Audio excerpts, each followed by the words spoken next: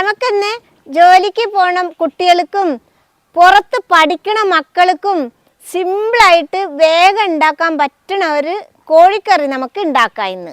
ഇത് ആർക്ക് വേണമെങ്കിലും ഉണ്ടാക്കാം. അപ്പം ഇത് എങ്ങനെ ഉണ്ടാക്കുക എന്ന് നമുക്ക് കാണാം.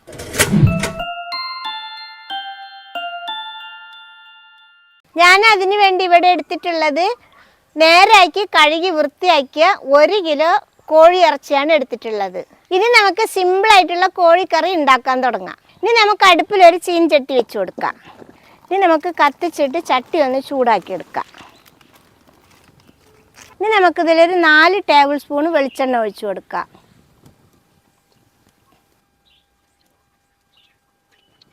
എണ്ണ ഒന്ന് ചൂടായി വരട്ടെ. നമ്മുടെ എണ്ണ ചൂടായിട്ടുണ്ട്. നമുക്കിതിൽ ഞാനൊരു 3 വലിയ ഉള്ളി അരിഞ്ഞതിട്ട് കൊടുക്കാം. 2 ടേബിൾ സ്പൂണ് ഇഞ്ചി വെളുത്തുള്ളി അരച്ചതിട്ട് കൊടുക്കാം. അതിൻ്റെ കൂടെ തന്നെ നമുക്ക് 3 പച്ചമുളക് അരിഞ്ഞതിട്ട് കൊടുക്കാം. എരിവില്ലാത്തത് കൊണ്ടാണ് 3 എണ്ണം എടുത്തത് കേട്ടോ. നമുക്ക് നന്നായിട്ട് ഇളക്കി ഉള്ളിയൊക്കെ ഒരു ബ്രൗൺ കളർ ആവുന്നത് വരെ ഇളക്കി കൊടുക്കാം. നമ്മുടെ ഉള്ളി ഇതാ മക്കളെ നന്നായിട്ട് വഴണ്ട് വരുന്നുണ്ട് കേട്ടോ. ഇപ്പം നമ്മുടെ ഉള്ളിയൊക്കെ ഒരു കളറായി വന്നിട്ടുണ്ട്. ഇനി നമുക്കിതിലേക്ക് മസാലകൾ ഇട്ട് കൊടുക്കാം. മസാല ഇട്ട് കൊടുക്കുമ്പോൾ തീ കുറച്ചിട്ട് വേണം ഇട്ട് കൊടുക്കാൻ കേട്ടോ. നമുക്കിനി ഇതിലേക്ക് മസാല ഇട്ട് കൊടുക്കാം. 1/4 ടീസ്പൂണ് മഞ്ഞൾപ്പൊടി. ഇനി നമുക്ക് 2 ടേബിൾ സ്പൂണ് മല്ലിപ്പൊടി ഇട്ട് കൊടുക്കാം. നമുക്കിനി ഒരു 3/4 ടേബിൾ സ്പൂണ് മുളക് പൊടി ഇട്ട് കൊടുക്കാം.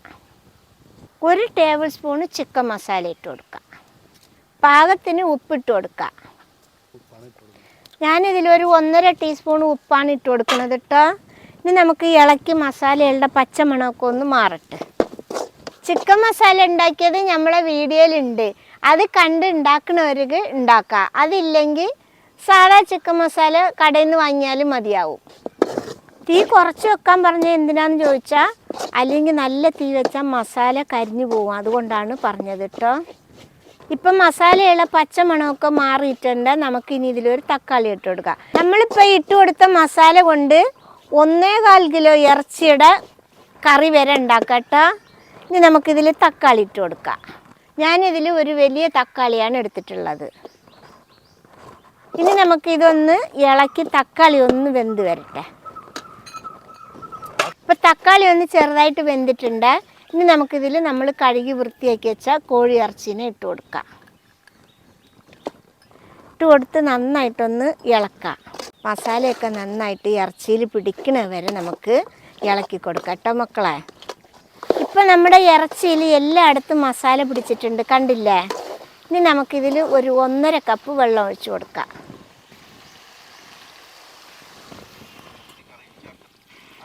ഇനി നമുക്ക് ഒന്ന് നന്നായിട്ട് ഇളക്കി കൊടുക്കാം.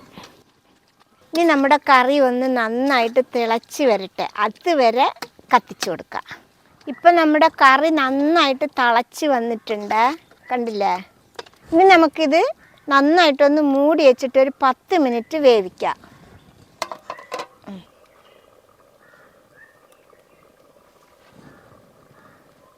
ഇപ്പം ഇതൊരു 10 മിനിറ്റ് ആയിട്ടുണ്ട് നമ്മൾ വെച്ചിട്ട്. നമുക്കിനി ഇത് തുറന്ന് നോക്കാം.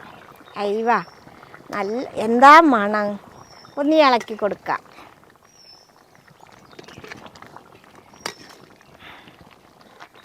ഇനി ഇതിൽ നമുക്ക് ലേശം കരിവേപ്പിലയും കുരുമുളക് പൊടിയും ഇട്ട് കൊടുക്കണം. ഞാനിതിൽ കുറച്ച് കരിവേപ്പില ഇട്ട് കൊടുക്കുക. കുരുമുളക് പൊടി നമുക്കിനി ഇതിലിട്ട് കൊടുക്കാം. ഞാനിതിലിടുന്നത് 1/2 ടീസ്പൂണാണ്. നിങ്ങൾക്ക് എരിവിനനുസരിച്ച് തോനെ വേണമെങ്കിൽ കൂടുതലിടാം. നമുക്കൊന്ന് നന്നായിട്ട് ഇളക്കി കൊടുക്കാം.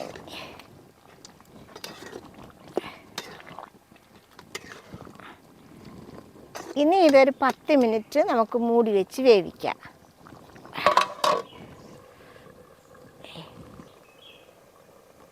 നമ്മുടെ കറി ഇപ്പം രണ്ടാമത് വെച്ചിട്ട് 10 മിനിറ്റ് ആയിട്ടുണ്ട്. നമുക്കിനി ഇത് തുറന്ന് നോക്കാം.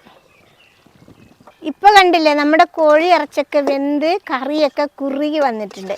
ഈ സമയത്ത് നമുക്ക് ഉപ്പ് നോക്കിയിട്ട് ഉപ്പ് വേണമെങ്കിൽ നമുക്ക് ഇട്ട് കൊടുക്കാം. കറക്റ്റ് ഉപ്പാണ്.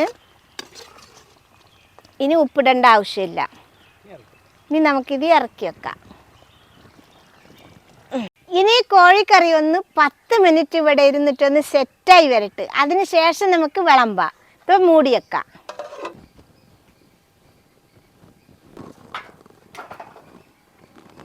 മക്കളെ, ഈ ചിക്കൻ കറിയിൽ ഇറക്കി വെക്കുന്നതിൻ്റെ ഇച്ചിരി മുന്നേ ആയിട്ട് നല്ല കട്ടിയുള്ള തേങ്ങ പാലിച്ചിരി ഒഴിക്കുമ്പോൾ വേറൊരു ടേസ്റ്റ് ആവും. അതുകൂടാതെ ഇച്ചിരി ചെറിയ ഉള്ളിയും 2 ഉണക്കമുളകും ഒക്കെ പാടെ ഇട്ടൊന്ന് താളിച്ച് ഒഴിച്ചാൽ അത് വേറൊരു ടേസ്റ്റ് ആവും. ഇപ്പം നമ്മുടെ ചിക്കൻ കറി സിമ്പിളായിട്ട് ഉണ്ടാക്കിയത് റെഡി ആയിട്ടുണ്ട്. ഇത് എല്ലാവരും ഉണ്ടാക്കി വെക്കണം. സിമ്പിളായിട്ട് ഉണ്ടാക്കുന്നതാണ്. എല്ലാവർക്കും ഇഷ്ടപ്പെടും. ഇഷ്ടപ്പെട്ടാൽ സബ്സ്ക്രൈബ് ചെയ്യുക, ലൈക്ക് ചെയ്യുക, കമൻറ്റ് ചെയ്യുക, ഷെയർ ചെയ്യുക, ഫോളോ ചെയ്യാനും കൂടി മറക്കരുതേ മക്കളെ.